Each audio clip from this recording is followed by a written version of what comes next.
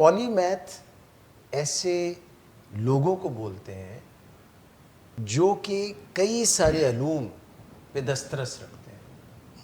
Steve jobs کا نام سنا آپ نے؟ ایپل فون، آئی پوڈ، آئی ٹیونز، یہ جو سارے ایپل کی یہ اسٹیو جابس نے شروع کیا تھا. وہ بندہ جو تھا اس کو کمپیوٹر کا بھی علم تھا، پروگرامنگ کا بھی علم تھا، مارکیٹنگ پہ بھی اس کی دسترس تھی، اور اس کو یہ پتا تھا کہ لوگوں کو کیا چاہیے. اس کو آپ سمجھ لیں پولی میتھ. اسی طرح سے ایک آدمی گزرا ہے جس کا نام تھا مائیکل اینجلو. وہ بھلا کیا کام کرتا تھا؟ پینٹنگ کرتا تھا. ویٹیکن سٹی اٹلی میں ہے. وہاں پہ جو کلیسا ہے، یعنی کہ جو چرچ ہے، اس کی چھتیں ہیں اونچی اونچی، اور اس کے اوپر چڑھ کے اوپر وہ پینٹنگ کرتا تھا مائیکل اینجلو. یہ بندہ جو تھا، اس نے یہ بھی بہت لوگوں کو بتایا کہ ہیومن باڈی جو ہے اس کے اندر مسلز، پٹھے، آرگنز، فلاں لوگوں کو پہلے نہیں ایگزیکٹلی پتا تھا.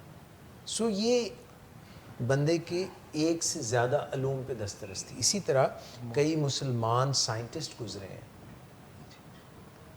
مختلف، جن کی ایک ہی وقت میں فلکیات پہ بھی نظر تھی، فزکس پہ بھی نظر تھی.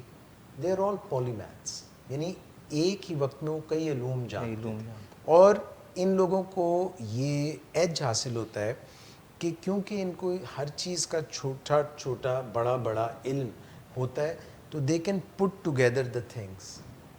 اور یہ ایک ایسی نئی راہیں لوگوں کو متعارف کراتے ہیں، ایسی نئی ایجادات. تو نیوٹن کو ہم سب جانتے ہیں لا آف موشنز کی وجہ سے، مگر آپ کو جان کے یہ خوشگوار حیرت ہوگی کہ نیوٹن جو تھا وہ برٹن، یو کے یعنی برطانیہ کی جو منٹ تھی جہاں نوٹ چھپتے تھے، اس کا بھی وہ چیف تھا.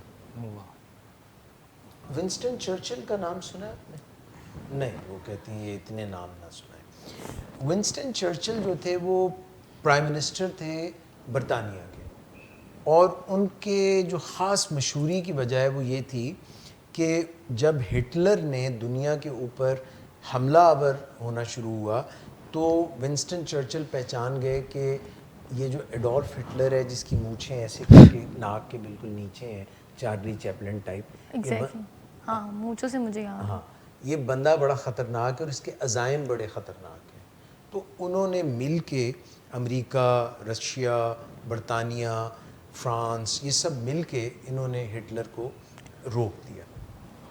اچھا، یہ کوئی بھی نہیں جانتا کہ 1952 یا 53 میں ونسٹن چرچل کو لٹریچر کا نوبل انعام بھی ملا تھا. وہ ایک زبردست لکھاری بھی تھے. خواتین و حضرات، آپ کو میں عرض یہ کر رہا ہوں کہ آپ کو اپنے اندر جھانکنا پڑے گا کہ آپ کے اندر کیا کیا گن ہیں.